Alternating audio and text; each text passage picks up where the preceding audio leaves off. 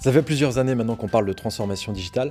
Ce que je constate, c'est qu'aujourd'hui, globalement, les stratégies sont faites, les propositions de valeur sont définies, mais ça reste beaucoup trop théorique. Ça n'infuse pas sur le terrain, ou en tout cas, c'est beaucoup trop lent, là où il faudrait accélérer dans cette mise en œuvre.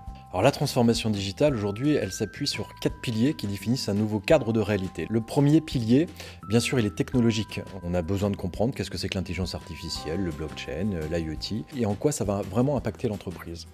Le deuxième pilier, c'est de bien comprendre les nouveaux usages clients. Quelles sont les attentes de ces consommateurs? Quels sont les types de comportements?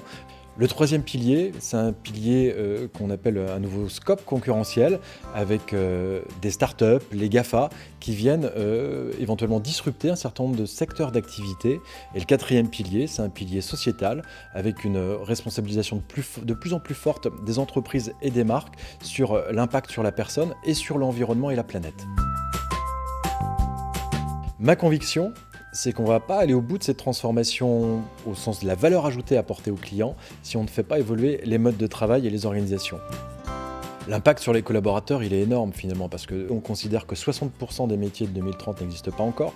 Dès qu'on touche au digital, 30% des compétences deviennent obsolètes d'une année sur l'autre. On passe d'une logique de fin de l'emploi à vie à la fin d'une fonction à vie. Le rôle du manager évolue considérablement. Aujourd'hui, il a 2 missions clés. C'est mettre en œuvre le projet de l'entreprise. Et la deuxième mission, c'est travailler sur l'engagement des collaborateurs. C'est maintenant.